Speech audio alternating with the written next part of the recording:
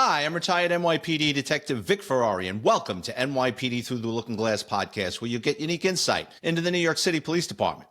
Before we get started, I encourage you to check out my Amazon author page, where you'll find my series of behind-the-scenes NYPD books. They're $10 paperback or $2.99 ebook download, including my latest NYPD Presumption and Dysfunction. Hope everyone's having a great week. I'm going to go to the New York Post section of the true crime section, and then we'll get to this week's stories. A man armed with garden shears was fatally shot by Polk County deputies on Monday, minutes after surviving an apparent alligator attack. Polk County Sheriff's Office deputies began searching for Timothy Schultz, 42 years old, just before 6 a.m. after a convenience store clerk reported he was acting erratically. Deputies searched for around 40 minutes but couldn't find him. Residents of a nearby neighborhood called Sheriff's Office to report a man swimming in an alligator-infested lake. A witness tried to throw him a life preserver, and Schultz growling at them when they tried to help him. Another witness told deputies the alligator was spotted close to him as he swam across the lake. Schultz emerged from the lake with an apparent alligator bite and began walking between houses holding a pair of garden shears and attempted to break into a resident's truck. So this guy is like on a friggin' rampage. Another witness told detectives they saw the suspect run at detectives with shears. He was tased twice, but it didn't appear to have an effect on him, Sheriff Grady Judd said. He climbed into the passenger side of a patrol car trying to get a deputy's rifle. That's when two deputies, identified as a trainee and his trainer, opened fire, fatally wounding him. Judd said Schultz had a lengthy criminal record that including several arrests for methamphetamine. So here's a guy who wants to die. I mean, he gets all high, jumps into a lake. The alligators don't get him. They bite him, but they don't get him. Then he's running around with the garden shears. They don't shoot him. They tase him. When that doesn't work, I don't know how he got into a patrol car. They might have left it open, but usually a lot of these PDs, they have a gun rack with an AR-15 or a shotgun. So he got into the car. He was trying to pull the AR, whatever weapon they had in there, and they had to light him up. The NYPD blasted out the image of 22-year-old Wayne Lucas. Isn't that the horse trainer? No, different guy. On Wednesday, in a bid to hunt him down, a day after his alleged accomplice was busted over the sick caught-on-camera attack. Lucas and Tavon Hargrove, 23 years old, is suspecting of pinning the officer to the ground at knife point, then stomping on his face on St. Peter's Avenue in Westchester Square early Sunday. The alleged crooks made off with the officer's Glock 19 9mm service weapon and a handful of his belongings. The injured cop, who hasn't been identified publicly, suffered multiple facial fractures during the ordeal. Hargrove, who already has a lengthy criminal rap sheet, was eventually nabbed on Tuesday by the U.S. Marshals Regional Fugitive Task Force in Virginia. Yeah, when they went to grab this guy, he took off, and they let the dogs go out on him. And as you can see, he didn't fare too well. Well, another satisfied customer. Hargrove's father was also nabbed for allegedly using the officer's stolen credit card at several Bronx bodegas in the wake of the attack, sources said. No, that's how they caught him. Probably when that card got used, they identified the old man, and the old man flipped and told him, I got it from my son, and yada, yada, yada. Now they're looking for these two. That neighborhood, that's actually the couple of weeks ago when I did the episode of A Tale of Two Junkies. That's the neighborhood where those two guys that I grew up with that got into heroin and ripped off that old lady and broke her arm. St. Peter's Park at one time was known for methamphetamine and speed sold out of there. I believe there was a biker gang at one time. God, what was the name of the biker gang? I can't think of it. Someone will pop up in the message section. But I remember when I was in auto crime, one of the detectives in my office got a tip from one of the 4-3 cops that supposedly there was a whole bunch. This guy detective's thing was temporary license plates and forged paperwork. So he went to this parking lot looking for cars that had all sorts of forged temporary plates, and there was an RV there. And he went there with the 4-3, and somehow, some way, they started looking around this RV. And this is before Breaking Bad, but they found a lab where they were cooking meth in this RV over on the 4-3 somewhere off of Westchester Avenue. But it sounds like Breaking Bad, where they got the idea for Breaking Bad. A female passenger has been charged with child abuse for attacking a child who called her fat and Miss Piggy on a flight home from Disney World, according to airport police. Chrissy Crampton started swinging at the child just before takeoff when the child told Crampton she was too fat to sit in her seat, witnesses told police. She punched him, then hit him with a water bottle before slamming the child's head into the airplane window as he tried to block her blows, airport police said in their report. Crampton was charged with felony child abuse. She appeared in Seminole County Court Tuesday, where a judge granted her release on $10,000 bond. In the story, it looks like it was a whole group of children. I don't know if it was a school, but I think she knew the kid, and there was something in there about the kid was being disrespectful the whole trip. Look, I'm not big on putting hands on anyone else's kid, and I totally get that. But I got to tell you, if I was that kid's age and I was saying that to an adult and my mother or father was there, it would have been a scene out of Goodfellas when Billy Bats got stamped. Like, that was one thing with my parents. You didn't put your hands on an adult and you didn't talk back. But this woman apparently lost her mind and beat the shit out of this kid on a plane, and now she's going to have to pay for it.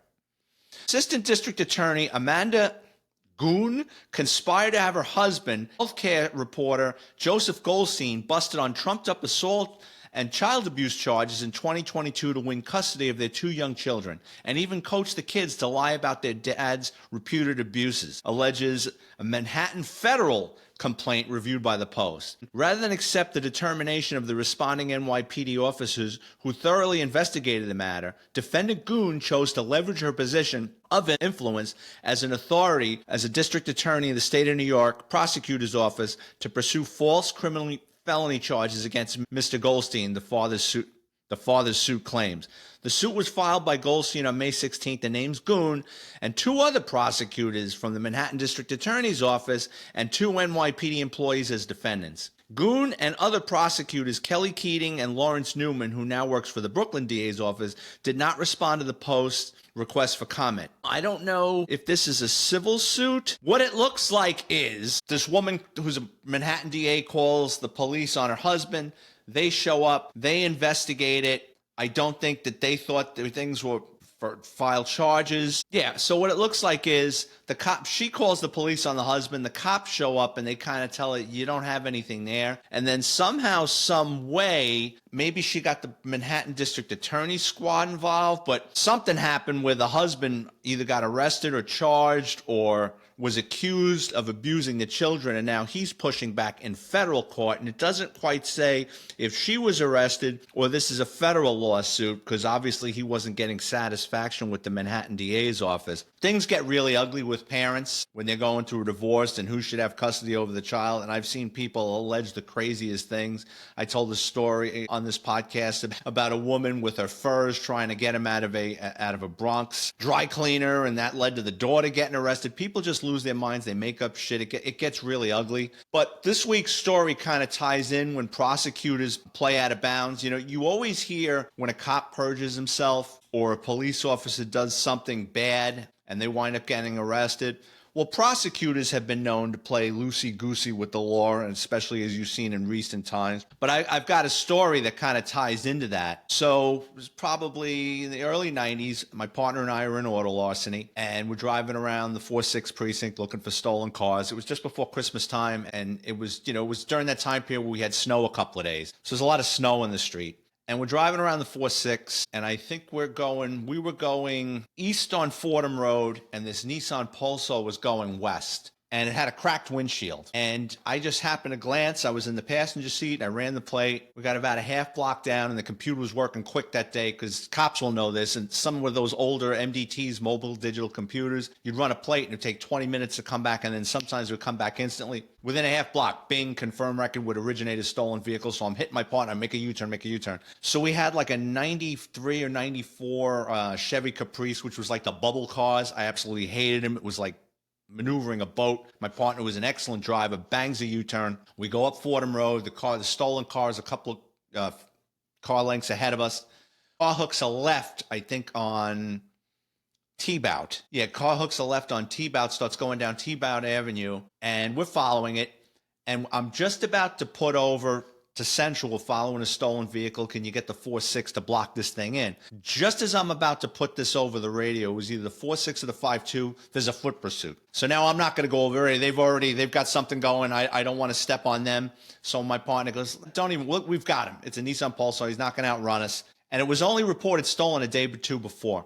But that's all it said, stolen vehicle. So we waited. The car got stuck at a light. There was a gypsy cab in front of the stolen car, and then we roll up right on its bumper. So I don't remember if we were uniform or not. We had an unmarked car. But anyway, we pop open the doors. I'm on the passenger side. My partner's on the driver's side. We run over to the car, and we rip open the doors. And the plan is just to pull him out of the car, right? As soon as we run up to the car and pull open the doors, the light changes, and the friggin' gypsy cab takes off, makes a right or a left or goes straight. It's giving them, they can go straight now. There's nothing blocking them in. I grab the passenger and his eyes opened up like saucers, and I see my partner grappling with the driver. Nissan Pulsar is a front wheel drive car. Guy slams on the gas. You hear the wheels spinning. So now I holster my gun, and we had 38. We hadn't switched over to 9mm yet. I grab the passenger, and I'm getting pulled in the snow. And I got boots on, and I felt like I was a kid when we used to hitch on the back of the buses. So I go about, my partner's like, yeah, let go, let go, let go. So I get a couple of car lengths. I let go. Thank God nothing gets run over. We run back to our unmarked car. We jump back in. The foot pursuit's still going on, so I can't put this over yet. I don't want to step on them, right? So we get to, I think it's 18. So we're on T-bout. We get up to about 183, and there's a light, and it's red. But of course, the stolen car is going to burn that light. He's got 2 cops on his ass. As he goes through the red light, a 4-6 marked radio car just so happens to make a turn into the intersection. The stolen car just T-bones the side of the 4-6 RMP, right? So we jump out of our car. We were in plain clothes. I remember that because I remember taking my shield out. And we're running, right? Charging the accident. And you see the 2 4-6 guys, they're getting out of the car and they're pissed. They look annoyed, right? Like now we're going to deal with this paperwork. But they don't know they just got cracked by a stolen car. And I'm yelling, the car is stolen, the car is stolen. They're just kind of looking at us. As we run up to the car, the passenger's getting out, the driver gets out, and I hear glass break on the driver's side. So now I'm just dealing with the passenger. I got the passenger out. He was a lot smaller than me. We fight for a couple of seconds. We're in the snow, falling all over each other. And he goes, all right. Get him cuffed up. I stand up now on the Nissan Pulsar. I got my perp cuffed on the ground and face first in the snow. And on the other side of the car, I see my partner and the 2 4-6 guys doing the tarantella. I'm like, Jesus, man, take it easy. It's just a stolen car, right? The 4-6 guy, this is true. The 4-6 guy picks up a cannon, picks up this large handgun, and he goes, your partner dropped his gun. He goes, the perp was going for it. I go, that's not my partner's gun. That's a .357 Magnum. And the 4-6 cop goes, oh, shit, right? So they cuffed the other guy up, and I think the 4-6 guys took the perps, or they got another 4-6 car. 4-6 guys take the perps and the stolen car. I jump in to the unmarked car with my partner, and we start heading into the 4-6, and I go, what the fuck happened? He goes, the guy tried to shoot me. And I said, what? He says, you didn't see it on your side. He goes, as I'm running up to the car, the 4-6 guys are kind of like meandering over. They're kind of coming over to where the driver's side of the car is. He goes, the door pops open. He says, the guy gets out, and he goes, he had a .357 Magnum in his hand. He goes, he turned to shoot me. He says, but I was so close. He goes, my partner was a big guy, and he had a .38 in his hand. And I go, why didn't you shoot him? He goes, I didn't have enough time. He goes, he cracked his head with his with the .38 and knocked the guy. The perp was short. The perp was like 5'3", 5'4". He cracked the guy's head, and the guy's head and the follow through with the gun broke the glass of the driver's side door and knocked him to the floor. The perp, sustained a head injury when he got cracked. Dropped the gun on the floor, but it was like a fumble in an NFL game. He dove on the gun. That's where I saw them like doing the tarantella, trying to get the gun away from the guy. So we get into the 4-6, and a very good friend of mine, actually, we were in field training together. He had like 3 months more than me. Great cop. He sees me and he's laughing. He goes, he goes, that was you guys up on 183 and T-Bat? I go, yeah. He says, all right. So, we get the perps tossed and everything. We got him in the cage in the 4-6, and we're processing the collar. And at some point, the detectives come down and they want to talk to these guys. Now, the guy with the gun had 2 teardrop tattoos. He's a male black, probably pushing 40, like late 30s, early 40s. The passenger was a little younger, male black, probably early 30s. Didn't want to talk. Didn't want to say, lawyer it up right away. Like, okay. So at some point, we get in touch with the complainant, and that's going to follow through to the story with DAs. Someone got in touch with the complainant, and we find out that the car just wasn't a stolen vehicle. It was taken in a carjacking. Now, that's something you kind of want to know when you're trying to pull over a stolen car. Stolen car is one thing. It's dangerous enough. But when you find out it was taken at gunpoint, then I would have definitely have gone over the air and said, that foot pursuit for drug sales, we're following a stolen car that was taken in a carjacking. So what winds up happening is we find out from the victim that the victim owned a body shop up in the 4-7 off of White Plains Road and like 22-something Street. And The car belonged to a customer that was getting fixed there. And the owner was closing up the body shop one night, and he was going to take, and P.S., anybody that knows this, sometimes your mechanic uses your car when he's going to have it for a couple of days. The body shop guy is going to take the customer's car home, and these two guys two male blacks with ski masks come up to him at gunpoint, and they go, "Give me the keys to the cars." He was a Jamaican guy. He handed them the keys to the car, and then he said, "Give me your wallet." They gave him the wallet. Now, a Nissan Pulsar is a two-door, and the driver opened up the door and then folded back the back seat and pointed the gun at him and says, "Get in." The Jamaican guy goes, I gave you the keys. I gave you my money." The guy goes, "Get in." Now he knows they're going to kill him. Why would they take this guy? It's to dump him somewhere. They buy more time for the car. So the Jamaican guy took off running, and they fired a couple of shots at him with the .357 Magnum. I call up the complaint room, and I speak to the district attorney, and I tell her the story before we even get down there. And she goes, "Well, can he identify them?" And I said, "Yes and no." I said, he says, "From my description, it could be them, but they wore ski masks." She goes, "Well, I'm just going to write it up then. I can't write it up for the robbery." She says, "I'm going to write it up for the gun, and I'll write it up for criminal possession of stolen property." I says, "Well, hold on, let me see what I can do." Again, somebody got in touch with the complainant, told him to meet us at the 4-8, which on the second floor, the third floor of the 4-8 is Bronx Homicide. That's where they do lineups. That's where seasoned detectives handle lineups. So we had the complainant go there, and we took our two bad guys to the 4-8. And I asked the detective running it, I says, "Have you ever done a voice lineup?" He goes, "I have." He goes, "It's rare." He goes, "Why?" And I explained it to him. He goes, "Okay, let's see what we can do." So what we did was two separate lineups with two sets of fillers.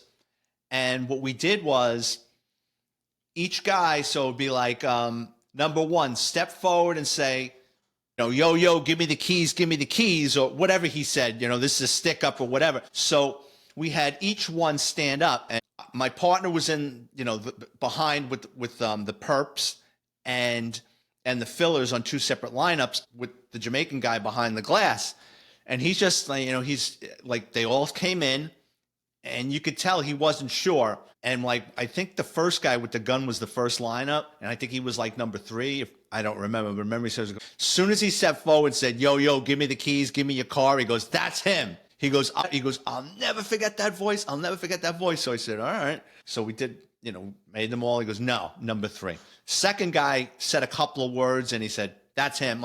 Guy had an ear, man. So we locked them up, and my partner took the collar, and great collar, right? It's a robbery collar, stolen car, recovered gun. The guy with the gun was a predicate. He had done time before for a violent crime. The passenger, I think, had done time for drug sales or something, not violent. So, 9 months, a year later, my partner and I get the notification to report to Bronx Criminal Court.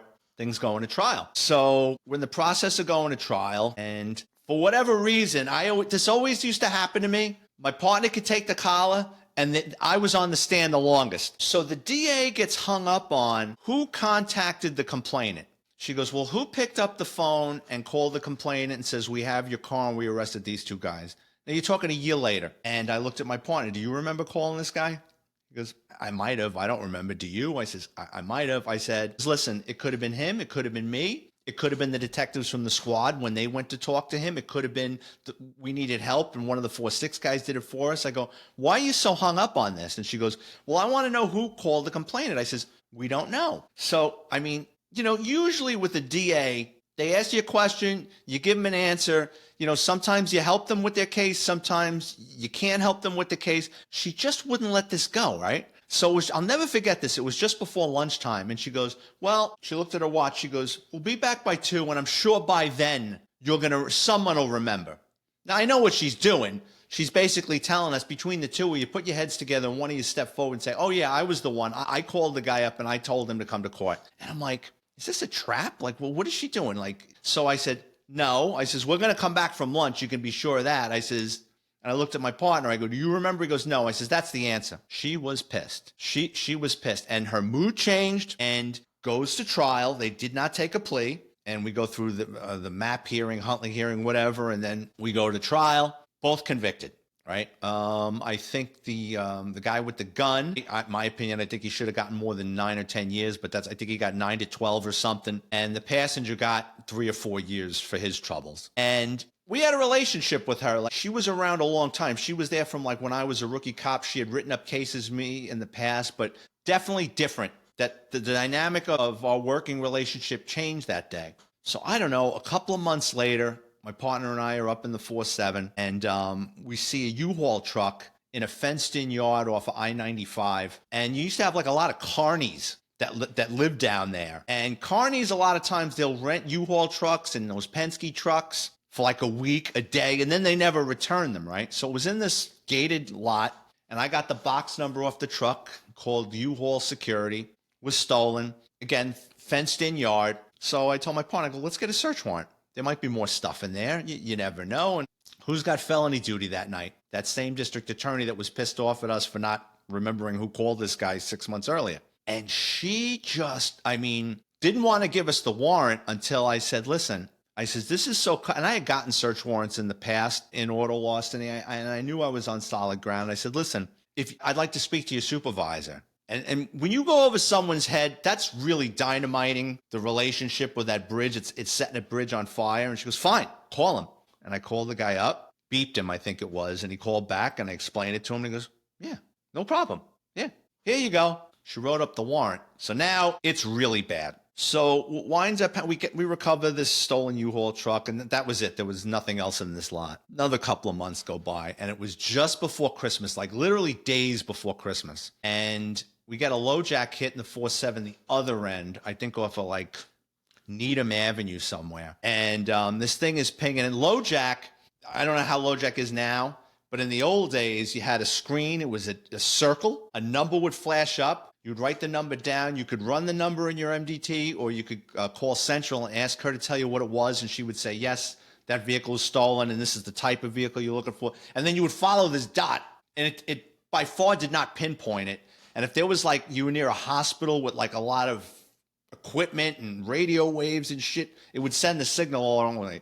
P.S. We find it was a stolen green Toyota Land Cruiser from the Lower East Side of Manhattan like a day or two before, and it's pinging in back of a house that had a garage. So I said, okay. And it was a little 2-car garage, but we were 100% sure it was in that garage. So we had someone from our unit safeguard the garage in case it tried to leave, to grab them. My partner and I go down to court to get a search warrant to get this car out. That same DA is working that day, and she sees us waiting to get a warrant. I can't prove it, but I know she knew the DA that was writing up our warrant, who was fine with us until she was hanging around. And the next thing you know, this DA tells us, well, when you go in that garage, all I want you to do is take out that Land Rover. And I says, well, what about tools, VIN kits? No. And again, going back and forth with this, right? And I says, well, what if there's another stolen car in there? She goes, no. Can I speak to your supervisor? And then she starts fighting me on. Unlike the other one that just gave me the phone number, gives me the phone number, go up to another supervisor, and he goes, yeah, if there's another stolen car in there in plain view, take it. P.S. We get into the garage, stolen Land Cruiser. There was a red Porsche that was stolen a year earlier, but they had changed the vehicle identification number. It was actually registered to someone else. I wasn't in auto crime yet. I was in the minor leagues, the auto loss in the unit. So I wish I was in auto crime because I would have known how to go after these people.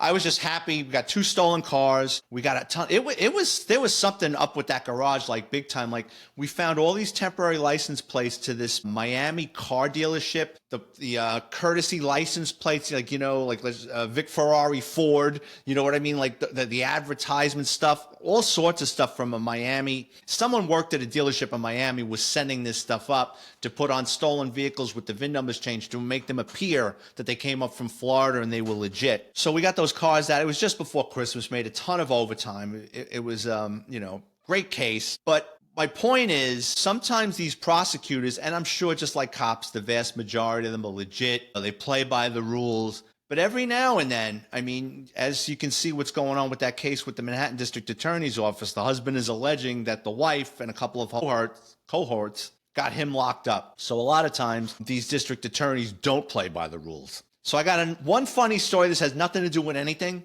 but I found it, and it just made me laugh. On December 3rd, 1987, Tony Murilli, a Steelers fan who was frustrated with the team's performance, plowed through the front gates of Three Rivers Stadium with his station wagon, narrowly missing stadium coworkers. Once inside, he ran over 8 10-gallon vats of nacho cheese sauce, then raced around the stadium's walkways and ramps at speeds of up to 50 miles an hour. Stadium officials later found him on the field kicking field goals without a football. Murilli underwent psychiatric evaluation before being released. Police who charged him with reckless endangerment, criminal mischief, and criminal trespasses. The charges were dropped when he paid $1,345 in restitution, of which $685 went towards the cost of the nacho cheese. So as always, I want to thank everyone for tuning in and supporting this podcast. I do appreciate it. I read the comments, and thank you very much for your kind words. I want to thank my listeners in Glasgow City, Glasgow, Salisbury Stake, Maryland, Secaucus, New Jersey, Melbourne, Australia, and Bronx, New York. If you work in law enforcement or have an interesting criminal background, please drop me a note on Twitter or Instagram @Vic Ferrari. If you enjoy the content, go to my Amazon author page. Just go to Amazon, type in my name, Vic Ferrari, like the car, where you can preview all my NYPD books for free, including NYPD Presumption and Dysfunction, and you get the first chapter for free. So thanks again, everyone, and I'll have another episode out next week.